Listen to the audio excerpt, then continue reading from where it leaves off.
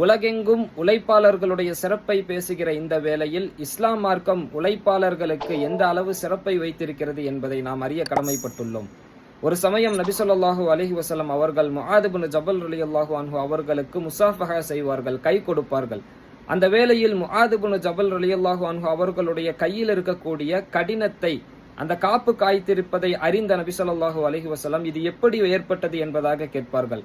அதற்கு முஆத் இப்னு ஜபல் ரலியல்லாஹு அன்ஹு அவர்கள் சொல்லுவார்கள், நான் வேலை செய்ததினால் உழைத்ததினால் ஏற்பட்டது என்பதாக சொன்னதற்கு நபி ஸல்லல்லாஹு அலைஹி வஸல்லம் அந்த கையை முத்தமிட்டு, இந்த கையை அல்லாஹுவும் பிரியப்படுகின்றான், அல்லாஹுடைய ரசூலும் பிரியப்படுகிறார்கள் என்பதாக சொல்லி, உழைப்பாளர்களை அல்லாஹு பிரியப்படுகின்றான், அல்லாஹுடைய ரசூலும் பிரியப்படுகிறார்கள் என்பதை இந்த இடத்தில் உணர்த்தி இருப்பார்கள். அதே போன்று இந்த நாளில் லேபர்ஸ் டே என்று ஸ்டேட்டஸ் வைத்து விடாமல், நமக்காக வாழ்நாளில் வேர்வை செய்து உழைக்கக்கூடிய நம்முடைய பெற்றோர்களின் மீது கவனம் கொள்ளுவோம். அவர்களிடத்தில் நல்ல முறை